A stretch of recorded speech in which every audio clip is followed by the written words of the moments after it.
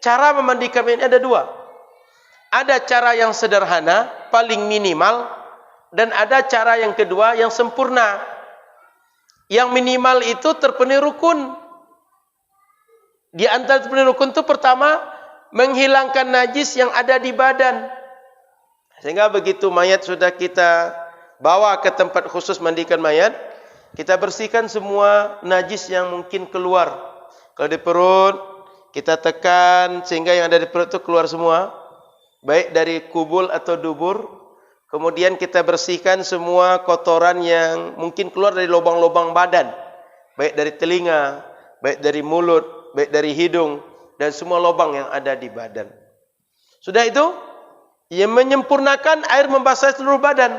Dah rata air ke seluruh badan, mau pakai sabun atau tidak, mau pakai daun bidara atau tidak, yang penting air sudah rata ke seluruh badan. Sudah cukup untuk mandi mayat. Sudah dianggap sah memandikan mayat.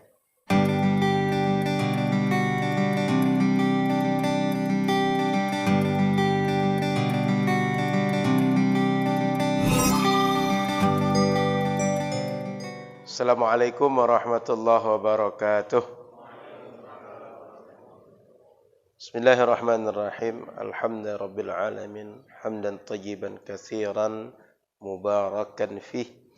Asyhadu an la ilaha illallah wahdahu la syarikalah wa asyhadu anna Muhammadan nabiyul ummi wa ala alihi wa sahbihi wa man tabi'ahum bi ihsanin ila yaumiddin.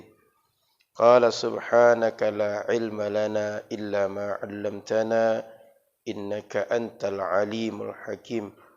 Wa qala rabbi shrah li sadri wa yassir li amri wahlul 'uqdatam min lisani yafqahu qawli. Alhamdulillah, Bapak Ibu jamaah muliakan Allah, kita kembali mengungkapkan rasa syukur terhadap nikmat Allah yang sangat banyak. Salawat teriring salam kepada Rasulullah sallallahu alaihi wasallam. Mudah-mudahan kita semua termasuk di antara orang yang di akhirat berkumpul bersama Rasulullah sallallahu alaihi wasallam. Amin ya rabbal alamin. Baik Bapak Ibu yang dirahmati Allah Subhanahu wa taala, malam ini kita lanjutkan sesi kajian tentang memandikan jenazah. Kita sudah bahas sebelumnya tentang bagaimana mengurus orang sebelum dia meninggal. Mulai dari dia sakit, adab menjenguk, adab orang yang sakit. Kemudian bagaimana ketika dia akan sakaratul maut, kita mendampingi. Dan dia setelah meninggal, apa yang mesti kita buat. Malam ini kita lanjut tentang memandikan mayit. Memandikan mayit secara hukum adalah fardu kifayah. Fardu kifayah itu maknanya kewajiban untuk semua orang dan menjadi gugur bila dikerjakan oleh sebagian orang. Bukan kewajiban untuk sebagian orang, tapi semua orang wajib dan gugur terwakili jika dilakukan oleh sebagian orang. Itu hukum asalnya untuk semua orang. Dalilnya kenapa kita mandikan mayit ini? Dalam hadis riwayat sahabat Ibnu Abbas radhiyallahu taala anhuma, bahwa ada seorang yang waktu itu jatuh dari onta lalu meninggal, dikadukan kepada Rasul. Apa kata Rasul? Irsiluhu bima'in wasidr. Mandikan orang ini dengan air dan air yang dikasih daun bidara. Rasul suruh begitu. Berarti orang yang meninggal dimandikan atas suruhan Rasul. Bagaimana caranya? Gunakan air dan gunakan daun bidara untuk mengharumkan air. Di antara air yang digunakan untuk memandikan mayit. Kemudian Bapak Ibu rahmati Allah Subhanahu wa taala, siapa orang yang disuruh memandikan mayit, nanti ada penjelasan. Namun ada beberapa hal yang perlu kita pahami sebelum itu. Orang kalau meninggal di medan perang, kita terjadi peperangan antara muslim dan muslim. Tempatnya di sekitar daerah kita ini. Meninggal di medan ini dia tak dimandikan. Tapi kalau dia meninggal tak di medan ini, dia dihukumi orang seperti orang lain yang tidak mujahid fisabilillah. Dia perang tadi. Setelah perang, pulang ke kemah yang bukan tempat berkecamuk perang. Di tempat itu dia dihukumi seperti mayit yang lain. Atau sebelum berangkat ke tempat berkecamuknya perang, meninggal dengan berbagai sebab, mungkin sakit perut atau kayak sekarang pandemi ini, dia kena COVID, meninggal dia, dihukumi seperti yang lain. Kemudian fungsi memandikannya adalah untuk membersihkan, untuk memuliakan, sehingga ketika mayit ini bersih, dia dalam keadaan harum, ini bagian pada memuliakan orang. Kita kan biasanya anak kalau dia kotor kita bersihkan, atau kalau ada orang gila kita bawa dia pulang kita bersihkan, kita potong kukunya, kemudian rambut dan segala macam, lalu kita bersihkan. Orang yang meninggal, ketika dia meninggal, bagian dari penghormatan dia adalah kita mandikan. Dia bukan karena akan sholat, akan ibadah setelah itu. Enggak, mayat enggak akan ibadah setelah itu. Dia dibersihkan dan dimuliakan, caranya dimandikan. Itu poin penting. Setelah itu, orang yang paling berhak memandikan mayat adalah orang yang paling dekat hubungan kekerabatan dengan mayat. Itu paling berhak. Dan ketika kerabat itu ada laki-laki dan ada perempuan, yang laki-laki paling berhak dimandikan oleh laki-laki, paling patut dimandikan oleh laki-laki. Perempuan dimandikan oleh perempuan. Itu orang hidup, orang mati, kita semua sepakat begitu. Kalau orang laki-laki dimandikan oleh laki-laki, yang perempuan dimandikan oleh perempuan. Maka ada urutan prioritas siapa yang memandikan mayat ini. Yang pertama, yang paling prioritas yang berhak memandikan mayat adalah bapak dia. Karena bapak itu pasti sayang dengan anak. Ketika dia memperlakukan anak, pasti rasa sayangnya dikedepankan dibanding rasa yang lain. Kemudian kakek. Kakek ini juga punya rasa sayang seperti bapak. Maka kadang kalau anak dikasuh oleh bapak dengan dikasuh oleh kakek, biasanya beda. Kalau kakek itu maha pengasih. Apa aja diminta anak dikasih. Kalau bapak masih banyak remnya. Kalau kakek belum. Mau dikasih yang manfaat untuk anak dan tidak, bisa dikasih. Beda cara sayang bapak dengan kakek, nenek dengan ibu kepada anak. Itu semua kita pahamlah begitu. Kemudian anak laki-laki memandikan bapaknya. Kemudian anak laki-laki dari anak laki-laki cucu. Cuma cucu ini maksudnya anak laki-laki dari jalur anak laki-laki. Kemudian saudara laki-laki. Saya meninggal, maka abang saya, adik saya yang laki-laki memandikan saya. Kemudian kemenakan laki-laki dari saudara laki-laki. Anak laki-laki dari saudara laki-laki. Kemudian paman. Paman dimaksud ini adalah paman dari pihak bapak. Saya punya bapak, lalu dia punya saudara laki-laki, baik abang atau adik dia, beliau itu. Kemudian sepupu, anak laki-laki dari paman laki-laki tadi. Yang ayah saya adik kakak dengan ayah dia. Kemudian kerabat laki-laki yang lain yang bukan asabah. Seperti paman dari pihak ibu saya, saudara sepupu dari pihak ibu saya. Kemudian laki-laki yang bukan kerabat, seperti kita umat Islam umumnya. Kalau ada orang meninggal, yang memandikannya boleh jadi jamaah Masjid Nurul Fajar, karena tinggal dekat Masjid Nurul Fajar. Kemudian istri dia, kan dia suami. Dengan istri, dia halal. Dia diperbolehkan segala hal dan diperbolehkan hubungan suami istri. Maka memandikan masih berkenankan. Kemudian saudari perempuan yang mahram. Saudari perempuan yang mahram artinya mereka orang yang tak boleh menikah. Bukan orang yang dia, kalaulah hidup keduanya mereka bisa menikah. Tapi orang kalau mereka hidup keduanya, mereka tak akan diperbolehkan syariat untuk menikah. Kakak saya, adik saya, anak perempuan saya. boleh memandikan. Kemudian kalau perempuan meninggal bagaimana? Perempuan-perempuan yang punya hubungan kerabatan dengan mayat seperti tadi. Kalau tadi bapak berarti di sini adalah kebalikan. Ibunya, neneknya, saudarinya, anak perempuannya, dan seterusnya. Kemudian kerabat perempuan yang bukan mahram orang lain. Kemudian perempuan lain yang bukan mahram dan bukan kerabat. Karena boleh jadi ini maksudnya mungkin kerabat perempuan yang bukan mahram ini bukan mahram maksudnya, bukan asabah seperti yang tadi. Kan ada zawil furud, ada zawil arham di dalam pembagian faraid. Kemudian perempuan lain yang bukan mahram juga bukan kerabat. Kemudian suami boleh mandikan istri. Laki-laki yang punya hubungan mahram dengannya, saudara laki-lakinya, anak dia, bapak dia, boleh memandikan seorang perempuan.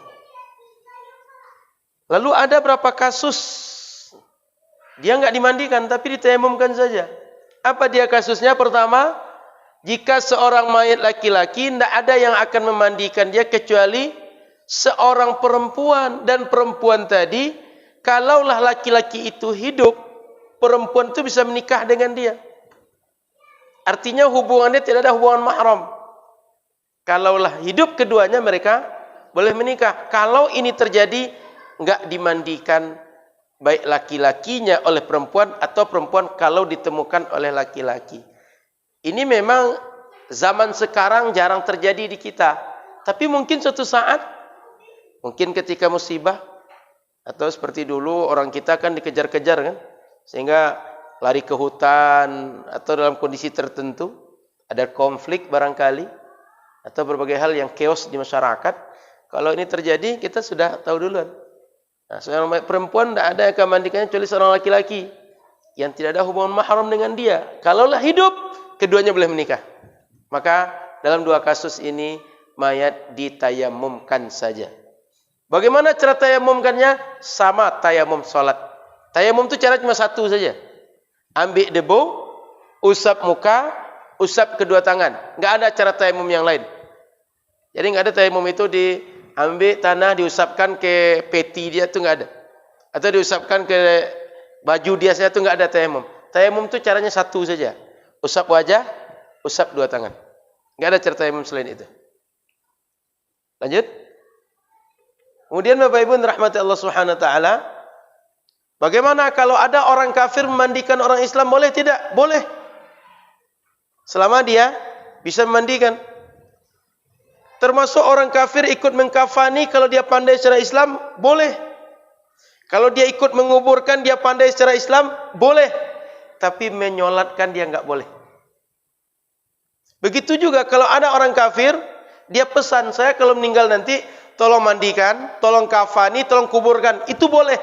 Tapi disolatkan yang enggak boleh. Dari 4, 1 tidak boleh orang kafir melakukan, dan tak boleh diperlakukan satu pada dia. Menyolatkan dan disolatkan. Selain itu boleh. Diperlakukan seperti layaknya muslim, boleh. Namun kalau dikuburkan, dia tetap dikuburkan di tempat yang bukan pekuburan umat Islam.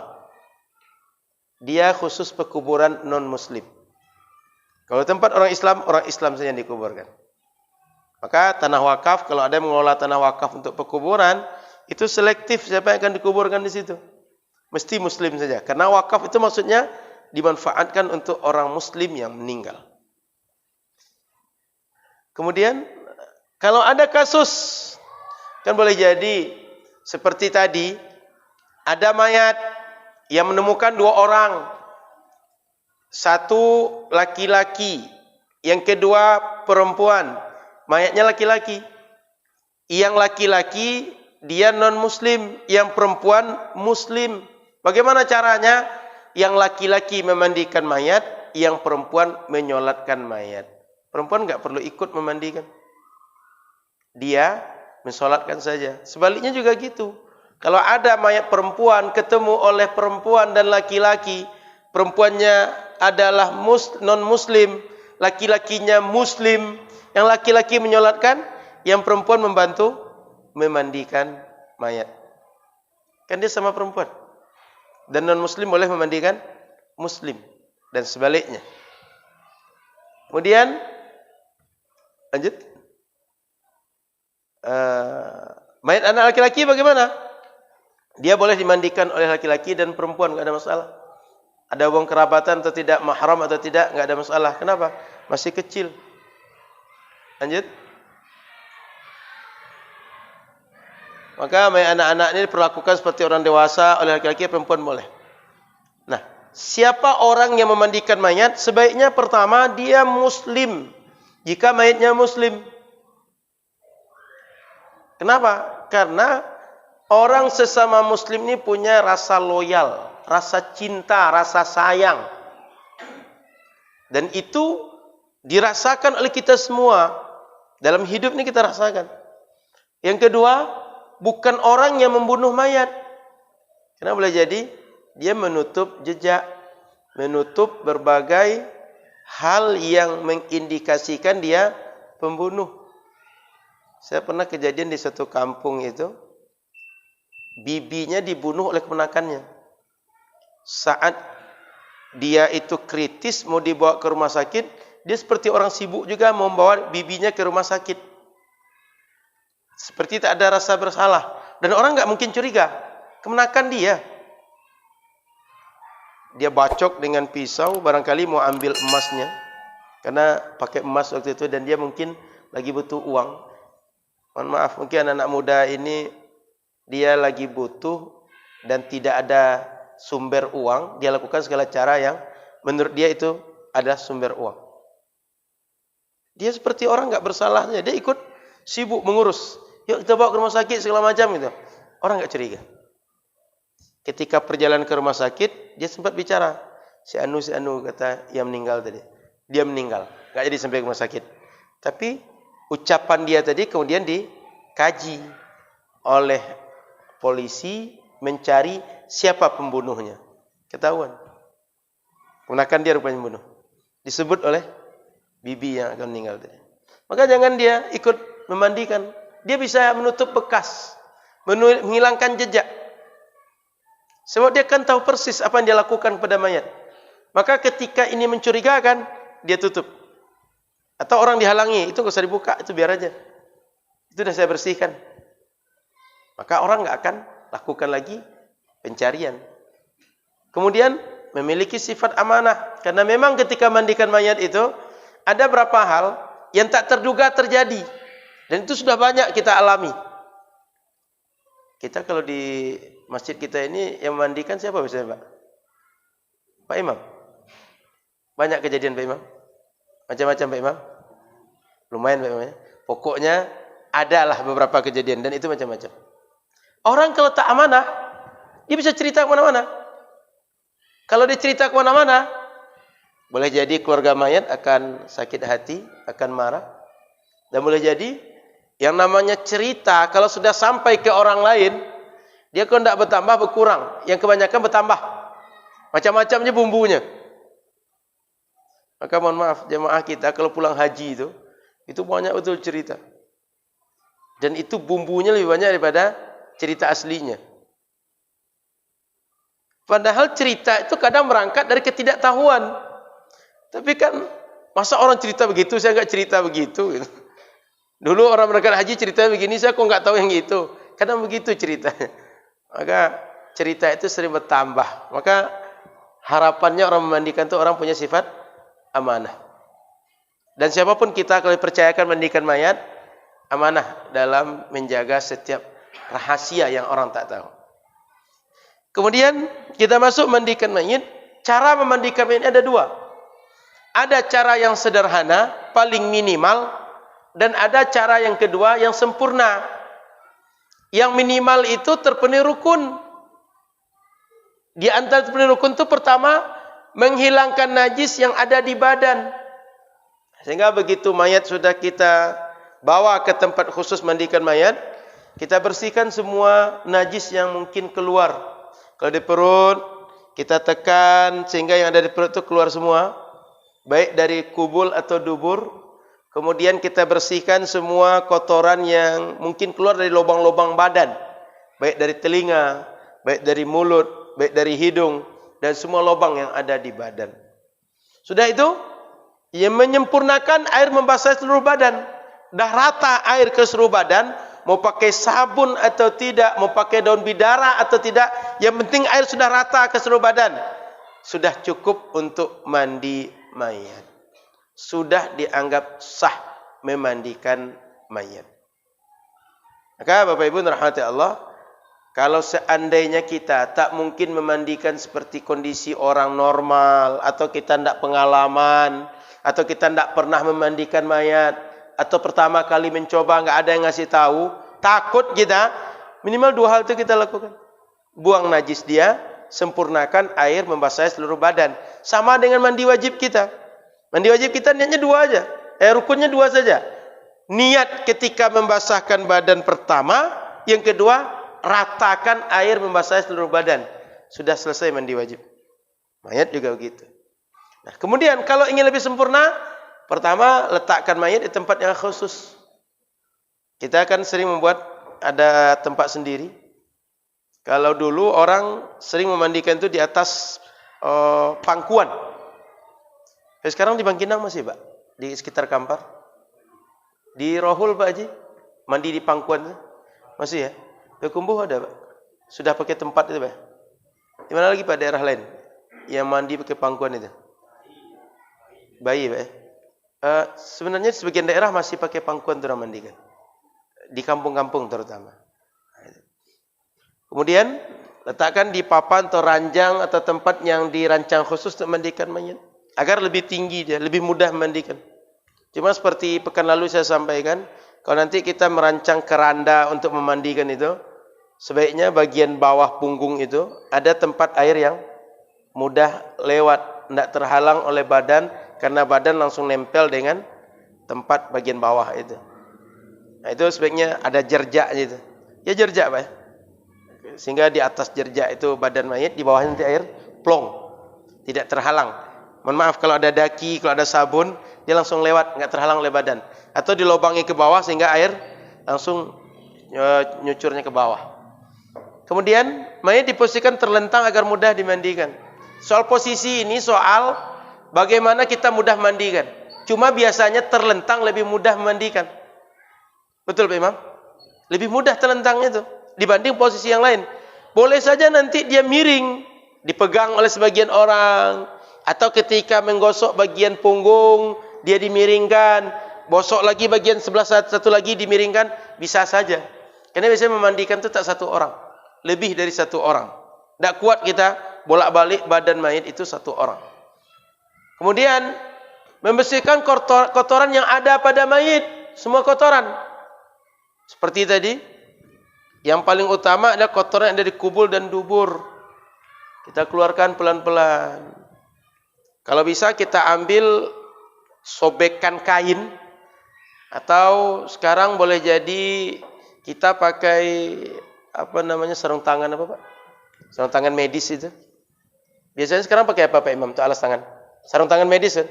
Sarung tangan medis itu, atau pakai kain, atau pakai kapas, hal-hal yang lembut untuk membersihkan tangan kita tidak kotor.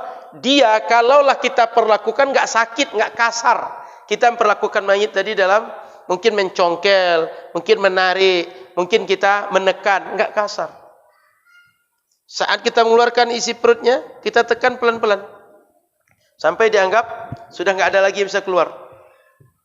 Begitu juga kubul dan duburnya sama. Kemudian kita bersihkan giginya, seakan kita mensiwakkan dia atau menggosokkan gigi dia. Kita bersihkan di hidung dia, telinga dia. Sudah bersih itu semua, baru kita wudukkan dia. Intinya semua najis yang mungkin keluar dari badan kita bersihkan. Kemudian kotoran yang bukan najis kita bersihkan. Kan badan ini tahulah kita bagian badan cuma ini. Sendian, lipatan, kita bersihkan juga. Selesai itu semua, baru kita mulai untuk mewudukkan mayat. Wuduk sebelum mandi. Kan sudah kita bersihkan gigi tadi itu.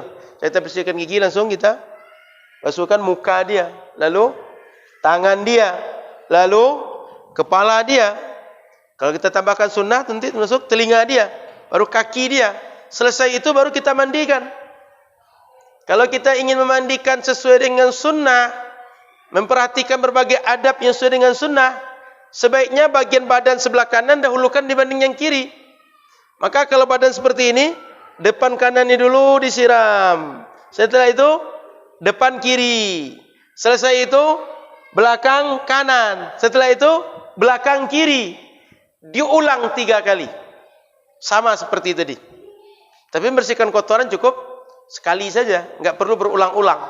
Menyiramnya baru 3 kali dianjurkan. Sekali sudah cukup. Tapi kalau ingin sempurna, 3 kali. Setelah kita siram 3 kali, lalu sudah kita bersihkan semua bagian dari kotoran tadi, baru kita keringkan badan si mayat dan kita pindahkan ke tempat mengkafani. Kalau tidak kita keringkan, dia bisa membasahkan kapas, kain kapan nanti. Kalau orang wudu memang makruh mengeringkan bekas air wudu. Tapi kalau mayat habis dimandikan, tidak makruh, justru dianjurkan untuk dikeringkan. Karena kenapa? Keperluannya dia setelah itu akan dikafani. Cuma perlu diingat Bapak Ibu, kalau mengangkat orang yang telah dimandikan ini, dibawa ke tempat mengkafani, jangan sampai terbuka auratnya. Tetap dia dalam keadaan tertutup aurat. Mau kita ganti pakaian di tempat memandikan atau di tempat mengkafani, boleh. Tapi tetap menutup aurat. Memandikan, menutup aurat. Dan termasuk orang yang memandikan, kalau tidak perlu melihat aurat, jangan lihat. Cukup dibersihkan saja. Kalaupun dibersihkan, seandainya bisa tanpa menyentuh langsung lebih baik. Dengan sobekan kain atau dengan apa tadi Pak? Dengan sobekan kain kafan mungkin, atau dengan sarung tangan medis itu. Artinya selama kita tak memerlukan menyentuh bagian aurat, terutama aurat yang vital ya, itu enggak usah disentuh, cukup dibersihkan. Atau kalaupun disentuh enggak perlu dilihat, enggak usah dilihat, cukup dibersihkan. Maka Bapak Ibu rahmati Allah Subhanahu wa taala, setelah selesai kita mandikan mayat 3 kali tadi, kemudian sudah seandainya kita perlu pakai sabun, kita pakai dengan sabun. Kemudian nanti kita bersihkan lagi. Setelah itu jika keluar juga dari perutnya. Kan kadang kejadian Pak Imam ya, masih keluar juga. Sudah kita mandikan nih, masih keluar juga. Apa yang mesti kita buat? Seandainya masih bisa dibersihkan, bersihkan saja. Tidak perlu diulang memandikan. Bersihkan saja. Ustaz, sudah berapa kali dicoba, enggak juga berhenti. Apa yang mesti kita buat? Tutup dengan kain. Tutup dengan pembalut. Tutup dengan hal lain yang bisa menampung kalau tetap keluar. Mandinya enggak perlu diulang. Wudunya enggak perlu diulang. Cukup ditutup saja yang keluar tadi dan lakukan proses berikutnya. Dia kan tidak akan sholat mayatnya kan? Yang sholat orang hidup kan? So kalau mayat pula yang sholat, jangan anaknya pun lari dari rumah nanti. Mayat itu enggak akan sholat. Maka dari awal saya sampaikan fungsi mandikan mayat itu membersihkan badan dan memuliakan. Bukan karena dia akan ibadah setelah itu. Beda dengan kita mandi wajib. Kita memang akan ibadah setelah itu. Kalau batal, wudu lagi. Kalau batal, mandi lagi. Beda dengan mayat. Maka kalau ada yang keluar, cukup ditutup. Enggak mesti diulang mandikan. Kemudian setelah selesai kita mandikan, sebaiknya persendian dilembutkan lagi. Kenapa? Karena persendian kalau sudah kaku, membuat kita payah untuk mengkafani. Kita lembutkan lagi. Persendian yang biasanya agak susah itu adalah tangan satu, lutut satu. Ya Pak Imam ya? Itu yang biasanya. Maka kita lembutkan lagi sehingga mudah untuk diposisikan. Nah, setelah selesai, kita keringkan, kita pindahkan ke tempat mengkafani. Nah, berapa catatan? Pertama, mayit dimandikan dengan penutup badan. Pakaiannya masih menempel di badan, tidak dibiarkan terbuka saja. Tetap ditutup. Kalau bisa tempatnya memang tertutup juga Pak. Enggak diakses orang. Maka kadang-kadang dimandikan di belakang rumah, Hanya orang memandikan yang ke situ. Atau dimandikan di toilet atau bagian dapur yang agak luas, hanya orang memandikan ke situ, orang lain enggak. Karena itu bukan tontonan. Maka sebaiknya Bapak Ibu semua kita pandai memandikan keluarga kita. Agar jangan orang yang memandikan, tapi kita yang memandikan. Kalaupun ada orang, cukup orang itu tutorial saja. Contoh Pak Imam, beliau pandai, yang lain anak-anak enggak ada yang pandai. Pak Imam hadir, anak-anak yang mengerjakan. Nanti Pak Imam tinggal atur. Ini kan sudah tinggal mandikan nih. Pertama, kain kafan ini tolong dibentang dulu, tutup dulu semua badan. Setelah itu, tanggalkan pakaian di badan, baik digunting atau dibuka kancing-kancingnya, buka semua. Setelah itu, mulai kita buang kotoran. Ditutorialkan oleh orang yang pandai. Kita kan kadang-kadang entah karena takut, entah karena malas, entah apa, serahkannya ke orang untuk mandikan. Sebaiknya kita, jangan orang. Kemudian ketika mayat tidak mungkin dimandikan, mungkin karena tak ada air Pak, atau jasad tidak mungkin lagi untuk dimandikan, mungkin melunak karena sudah lama baru ditemukan. Anggap orang kayak kejadian-kejadian gempa, dah 3 hari baru ketemu jasad dia, atau sisa kebakaran melepuh kulit dia, atau sakit tertentu sehingga enggak mungkin kulit dia untuk dimandikan. Apa yang mesti kita buat? Tayamumkan orang yang seperti ini. Berbagai kondisi yang mirip. Tak mungkin fisiknya itu untuk dimandikan. Tayamumkan. Tayamum caranya cuma satu. Usap muka dengan debu, kemudian tangan. Enggak ada yang lain. Kemudian makruh hukumnya kalau mayat itu dipotong kuku dia, dicabut bulu ketiak dia, dan ditanggalkan berbagai hal yang tak perlu ditanggalkan di badan dia.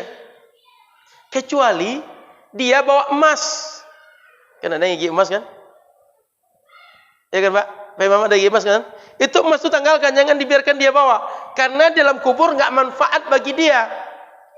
Orang juga enggak bisa manfaatkan. Kan dikubur bendanya dalam tanah. Tanggalkan. Boleh jadi bagian dari warisan. Atau benda lain yang ditanam di badan dia yang berharga. Biasanya emas, yang lain jarang. Kalau gigi palsu, saya enggak yakin ada orang yang mau pakai setelah itu. Ya Pak ya, saya enggak yakin anaknya akan pakai gigi palsu bapak dia. Simpannya lah dulu, nanti kalau saya sudah tua saya pakai nanti gitu. Kalau gigi saya sudah enggak ada saya pakai. Saya enggak yakin anaknya akan pakai gigi palsu bapak dia. Enggak usah tanggal, biarkan saja. Biar dibawa ke dalam kubur. Apalagi ukuran enggak cocok. Maka enggak yakin kalau itu akan dipakai anaknya. Kemudian mayat perempuan dimandikan sebagaimana laki-laki seperti tadi. Hanya saja sebaiknya rambutnya dikuncir, apa istilahnya Pak? Dijalin 3 itu. Sebaiknya dijalin 3 itu. Karena Rasul ketika mandikan anak perempuannya Zainab dimandikan, disuruh pada Ummu Atiyah yang memandikan, dikuncir 3. Betul dikuncir Mas Pak Mulya? Dikepang. Dikepang 3. Itu anjuran begitu. Kemudian kalau ada orang yang memandikan melihat perkara-perkara tertentu dalam memandikan, kalau baik boleh ceritakan ke orang agar orang mengambil pelajaran. Contoh kalau mandikan itu harum, kalau mandikan itu nampak dia senyum aja sepertinya gitu. Kalau mandikan itu nampak sepertinya dia itu mudah betul dimandikan. Diangkat mudah, digeser mudah, digosok mudah, apa saja mudah nampak. Atau berbagai hal yang nampaknya secara penglihatan zahir kita, ini kok nampaknya memudahkan betul, nampaknya lebih, nampaknya berseri, nampaknya senang. Yang lain enggak pernah begini. Hal-hal seperti itu boleh ceritakan ke orang. Semoga orang lain mengambil pelajaran lalu berpikir kalau dia meninggal seperti orang yang diceritakan ini. Tapi kalau sebaliknya, jangan diceritakan. Tutup aib dia.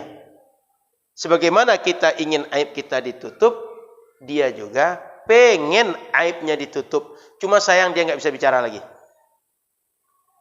Baik, kita lanjut tanya jawab. Silakan. Anda bertanya silakan. Silakan Pak. laki-laki pada perempuan itu apakah bisa diikuti sampai dari awal sampai selesai, atau ada keterbatasan hanya waktu penyiraman saja, atau apakah sampai selesai? Itu satu. Kedua, kita juga melihat ada perkuburan yang satu tempat ada muslim, ada yang muslim. Nah, itu caranya gimana? Tapi masih ada juga yang Baik. bagi kita yang di namanya Sumatera mungkin agak jarang dilihat.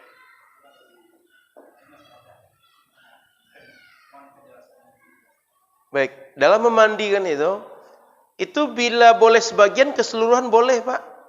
Artinya nggak mesti sekedar menyiram, nanti dia menggosok, nggak boleh. Mandi itu kan kalau boleh sebagian, keseluruhan sudah boleh. Sebab dia kalau sudah nampak sebagian, dia akan nampak keseluruhan. Kenapa pula cuma sebagian boleh, sebagian tidak? Kalau nggak boleh ya dari awalnya nggak boleh. Nggak boleh sama sekali untuk memandikan sehingga dia nggak ikut. Tidak ada pembatasan sudah boleh memandikan tapi sebagian tidak. Itu nggak ada batas gitu, Pak.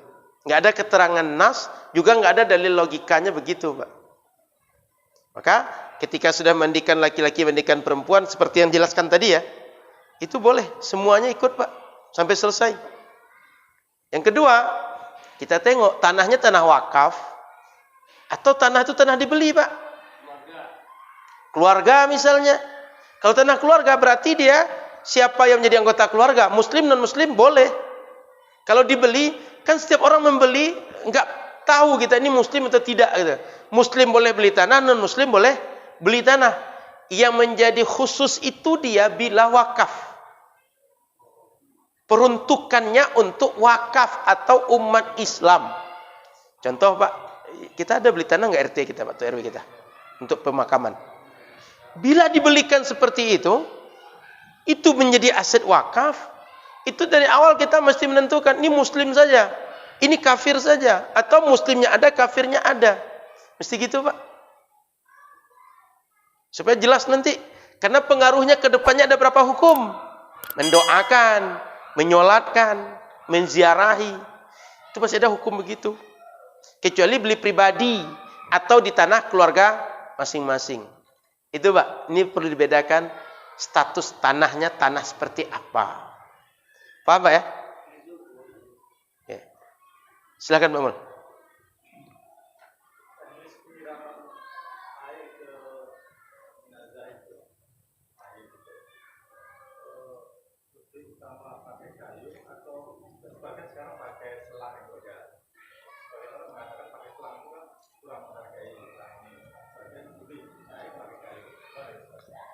Secara teknis tergantung bagaimana yang memudahkan bagi memandikan.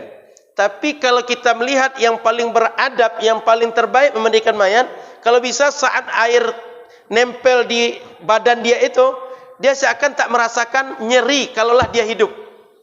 Kayak kita lah, Pak Mul, dimandikan orang, ditembakkan selang itu kira-kira pedih enggak kulit kita? Atau rasanya gimana kalau kita hidup gitu? Kan jangan menganggap mayat itu kan sudah mati, nggak ada rasa dia lagi gitu. Betul, tapi coba kalau dia hidup gitu. Nah, sehingga bayangkan dengan diri kita. Maka termasuk pakai gayung pun, Pak Mul, jangan gitu. Atau di atas 1 meter gitu kan, nggak juga begitu. Tapi di kita biasanya air itu jatuh ditahan dengan tangan. Sehingga dia kalau jatuh itu nggak langsung deras menimpa kulit orang yang dimandikan. Betul, Pak Imam ya? Biasanya kita tahan sehingga jatuhnya itu agak perlahan dia. Nggak langsung tajam menempel ke kulit. Gitu, Pak Mul. Sehingga dimandikan dengan keran, dengan selang, dengan gayung atau maksudnya silakan teknis tidak masalah. Tapi alangkah lebih baik begitu kita siramkan ke mayit, dia seakan tak merasa dia kena siram oleh air dan tidak ada jatuhan air yang jatuh ke badan dia. Itu lebih baik, Pak Mul. Ah, gitu. Kenapa, Pak? Boleh, Pak, di sungai atau tidak sungai boleh juga, Pak. Tidak ada masalah. Soal tempat tidak ada masalah. Dimandikan di sekitar pekarangan masjid, pekarangan rumah, di belakang rumah, di lapangan, di sungai tidak ada masalah. Boleh, Pak.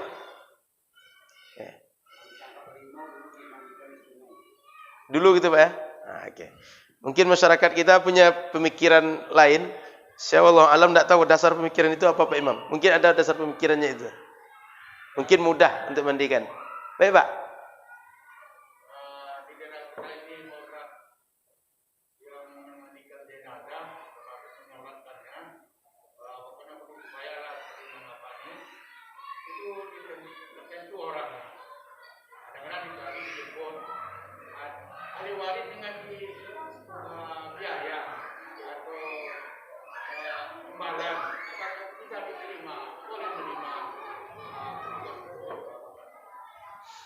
Contoh, saya diminta memandikan si fulan meninggal Pak ya.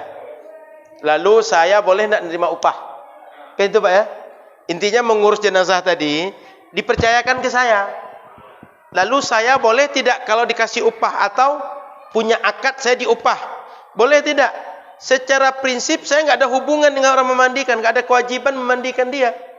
Dan secara akad dalam fikih Islam, siapapun orang yang dia dirinya dimanfaatkan untuk manfaat orang, dia boleh ngambil upah dari dirinya digunakan untuk manfaat orang lain. Kan saya untuk manfaat orang lain berarti kan? Saya untuk memandikan orang. Ya semestinya saya mungkin bisa mengurus pekerjaan yang lain. Secara hukum akad seperti itu boleh saya ngambil upah. Sehingga kalau ada orang yang mengupahkan ke orang lain, boleh orang yang memandikan itu ngambil upah Pak. Karena bukan pekerjaan yang mesti dia buat. Tapi kalau dia ingin merelakan, mengikhlaskan, juga boleh. Dia minta upah atau diberi upah, dia terima, juga boleh Pak. Kenapa? Karena dia menggunakan dirinya, menggunakan manfaat waktu dia, kesempatan dia untuk maslahat orang. Boleh Pak, tidak ada masalah Pak. Maka tadi saya sarankan begitu. Kalau bisa kita semua pandai memandikan keluarga kita. Enggak perlu kita panggil. Karena kebiasaan masyarakat Pak, orangnya orang tertentu saja memandikan itu. Padahal ilmu ini semua orang bisa mempelajari. Cuma kita kadang-kadang terlalu takut Pak. Memandikan itu enggak berani. Memotong ayam enggak berani. Pengen makan ayam, tapi motong ayam enggak berani Pak. Padahal motong itu gampang aja. Cuma sekali goroh aja gitu kok. Cuma takutnya lebih dibanding menggorohnya itu. Pakai silet pun bisa goroh ayam itu. Ya Pak Cik. Cuma kita kadang-kadang takutnya lebih dibanding beraninya. Boleh ngambil upah Pak, tidak ada masalah. Baik. Ada lagi? Silakan Pak. Baik, Bapak dulu.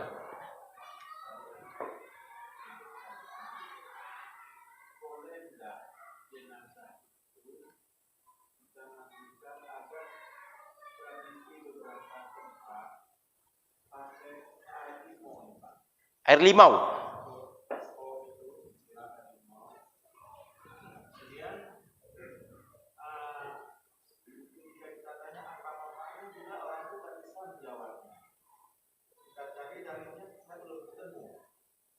Yang ada tadi daun bidara, karena kalau daun bidara kan tidak membawa efek. Nah, misalnya kalaulah si jenazah ini ada luka, kalau kena daun bidara kan tidak masalah. Tapi kalau air jeruk itu Pak, dapat kita bayangkan bagaimana kalau luka itu kena air jeruk. Nah, ini masih banyak terdapat di masyarakat kita, tapi tidak semua. Yang kedua, bagaimana Pak misalnya ada pernah terjadi kecelakaan di daerah kita ini, seorang supir tabrakan, hancur perutnya Pak. Bagaimana cara memandikan yang demikian itu Pak? Terima kasih.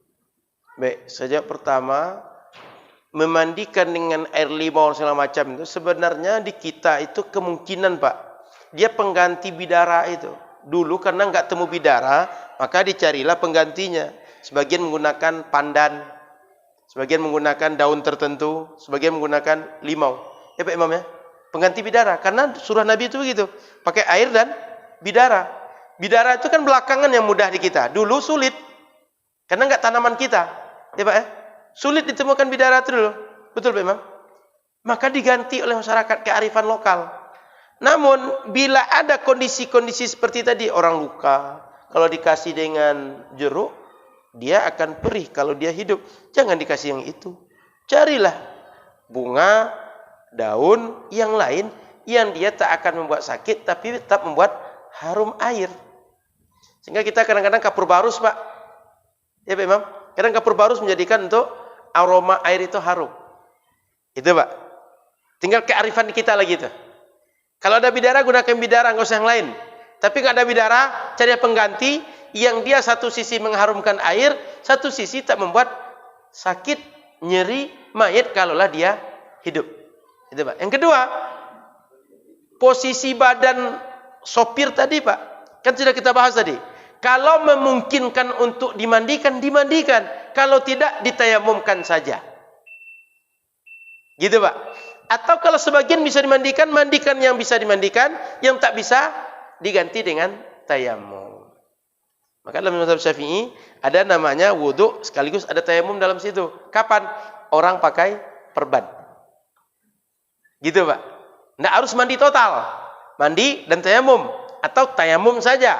Atau mandi saja. Tergantung kondisi bagaimana keadaan kulit yang akan dimandikan. Karena kulit yang akan dimandikan kan? Seperti apapun semua badan ini dia kulit juga yang akan dimandikan. Yang kena air itu kulit semuanya. Ya, Pak? Kan tadi sempat kita singgung. Ada tadi Pak Mulya? Ada kita singgung tadi. Kalau tak memungkinkan untuk dimandikan, tayamumkan. Cukup, Pak? Ya. Silakan, Bang. Ya.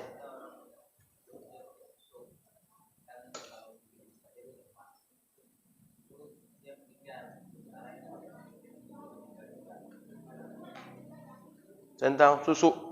Susu itu kalau seandainya tak perlu ditanggalkan, nggak usah ditanggalkan. Sama seperti tadi itu. Motong kuku dia segala macam. Tapi kalau susu itu masih akan membahayakan dia, tidak ditanggalkan. Tanggalkan sebelum dia dikuburkan. Karena kan susu ini banyak macam ya. Tidak hanya satu. Banyak ragam dia. Nanti silakan dicari sendiri. Itu banyak sekali ragamnya. Dan dia punya efek-efek gaib yang berbeda masing-masing itu. Kalau tidak mudarat, bawa saja. Kalau mudarat, tanggalkan dulu baru masukkan dia. Makanya mohon maaf Bapak Ibu, enggak perlu ilmu-ilmu kebal, susu segala macam. Waktu sudah tua nanti fisik enggak lagi bisa mengimbangi, sengsara. Sudah banyak orang nyesal gara-gara itu. Waktu muda mungkin dianggap orang kita sakti, orang takut dengan kita, makan kacang enggak apa-apa segala macam. Dah tua nyesal. Dan apa ya? Hal-hal seperti itu enggak kebanggaan yang patut untuk dibanggakan begitu. Maka mohon maaf, hal seperti itu enggak perlu dikejar, enggak perlu dicari. Kalau takut kita dengan orang tinggal kadu polisi. Ya Pak ya, atau kadu dengan satpam atau ronda gitu. Atau enggak usah ketemu, orang hindari saja daripada hal-hal seperti itu. Paling orang takut sehari dua hari dengan kita. Enggak bisa dengan satu cara dicari orang cara yang lain untuk menundukkan kita. Nah, jadi enggak perlu begitu, karena susah ketika meninggal nanti. Kita azan dulu. Setelah azan kita lanjut yang bertanya. La ilaha illallah Muhammad sallallahu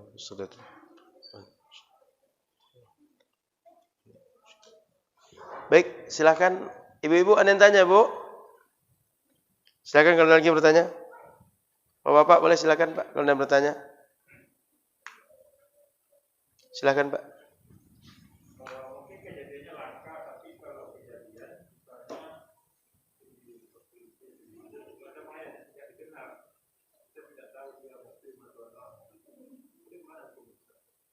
Kita lihat Pak, dia di tempat yang mayoritas muslim atau tidak. Kalau tempat mayoritas muslim, kita hukumi dengan yang banyak saja.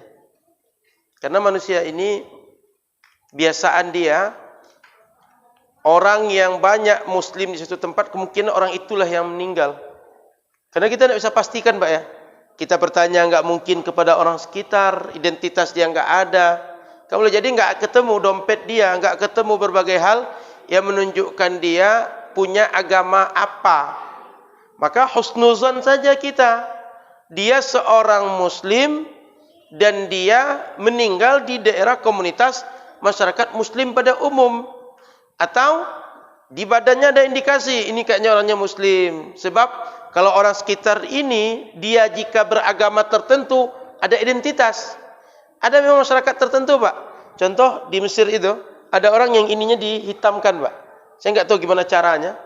atau dibuat tanda-tanda tertentu baik di wajah atau di bagian tertentu sehingga ada seperti tato itu sejak kecil dibuat begitu oleh masyarakatnya. Kita kenali dari tanda itu saja. Karena kita tidak tahu pasti mau diapakan.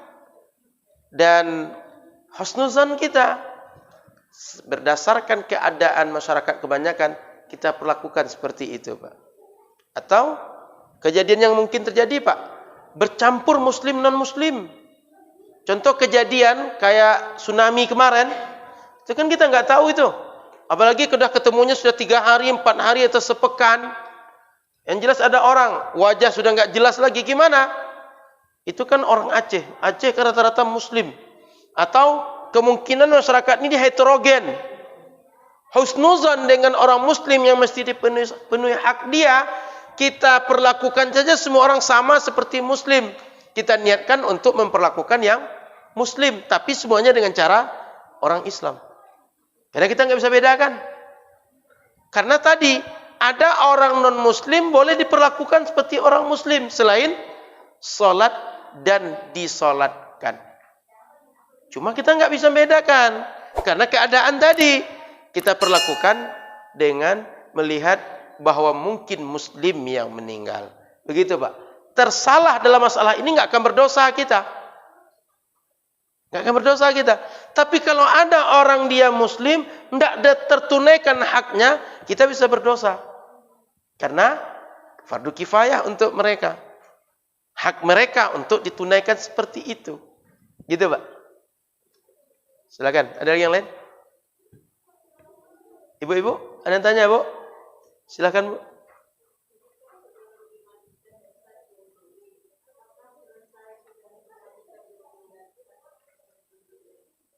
Enggak mesti diwudukkan lagi, Bu. Dia cukup mandi sebelum mandi diwudukkan. Cukup sekali itu saja. Biasanya Pak Imam wudukkan kapan, Pak Imam? Diwudukkan lalu mandi, nanti enggak wudukkan lagi kan? Sekali saja dia. Mandikan dulu, baru dudukkan. Wuduk terakhir. Enggak. Dalam aturan fikih, selesai semua kotoran dibersihkan, dia diwudukkan, Pak, baru dimandikan. Wuduknya sebelum mandi. Sama mandi wajib kita. Bersihkan kotoran di badan, lalu kita wuduk, kita mandi wajib. Mayat juga begitu, Pak. Bukan di akhir. Dan enggak perlu 2 kali. Cukup sekali saja. Cukup? Jadi bukan di akhir, Pak. Itu. Begitu cara mandikan. Sekali saja.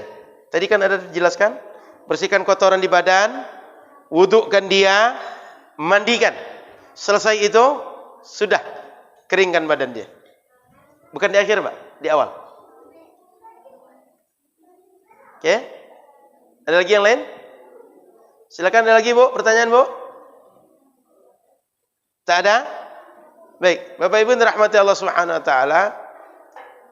Saya sekali lagi pesankan bahwa tadi ada prioritas orang yang memandikan. Ada ketentuan-ketentuan orang yang dibolehkan agama memandikan. Maka kalau ada yang melarang jika ibu meninggal tidak boleh dimandikan anak laki-laki dia, itu enggak ada larangannya. Atau suami meninggal dimandikan oleh istrinya, itu enggak ada larangannya. Begitu juga sebaliknya, istri dimandikan suaminya enggak ada larangannya. Secara hukum asal mereka boleh. Kan ketika mereka hidup keduanya boleh saling memandikan. Begitu meninggal, enggak ada dalil yang melarang suami memandikan istri atau sebaliknya. Begitu juga anak perempuan dimandikan oleh bapak dia atau anak laki-laki dimandikan oleh ibunya atau sebaliknya. Bapak dimandikan anak perempuan atau ibu dimandikan anak laki-laki. Enggak ada dalil yang melarangnya. Karena nanti silakan lihat Khalid Basalamah di YouTube, itu tidak membolehkan mandi silang begitu. Mazhab jumhur ulama tidak ada yang melarang begitu. Silakan cek nanti di YouTube atau di internet. Maka tadi saya jelaskan ada prioritasnya. Sampai ada bapak dia, anak dia, saudara dia, suami dia, istri dia, anak perempuan dia, anak laki-laki dia. Saya jelaskan tadi dengan berapa urutan yang rincian, terutama bagian laki-laki. Saya kira itu cukup. Pekan depan Kalau ada kafan boleh bawa kafan, Pak? Kalau ada kafan boleh dibawa sini. Pak Imam nanti bantu kita praktek, Pak. Saya di teorinya, Pak Imam di prakteknya. Sehingga nanti kita modelnya mendekat saja supaya nanti lihat langsung. Ketika bagaimana menyobek, kemudian bagaimana memposisikan kain kafan dan segala macam, kita praktek lebih baik daripada lihat teori. Biar kalau bisa coba. Perlu berapa kali pertemuan kita cobakan mempraktekkan mengkafani. Karena sebenarnya mudah, cuma kita sering takut. Ya Pak, enggak berani Pak ya. Jadi Pak Irza mohon izin kalau ada kain kafan pekan depan, kalau ada dua boleh dua Pak, biar sekali dua dipraktekkan. Yang satu yang ngerti, yang satu meniru yang ngerti. Pak Imam, siap pekan depan hadir? Semoga sehat afiat kita hadir Pak Imam. Kita cobakan. Jadi biar cepat, saya nanti di teori, Pak Imam di praktek sehingga yang lain tahu. Nanti modelnya mendekat saja. Jadi Bapak Ibu, kalau bisa kita melingkar saja di tengah. Pak Imam dengan saya mempraktekkan, yang lain tinggal tengok. Kalau dari jauh kan agak payah lihat. Nah, InsyaAllah pekan depan kita coba praktek mengkafankan. Terima kasih. Mohon maaf salah dan kurang. Subhanakallahumma bihamdika. Asyhadu an la ilaha illa anta astaghfiruka wa atubu ilaika. Assalamualaikum warahmatullahi wabarakatuh.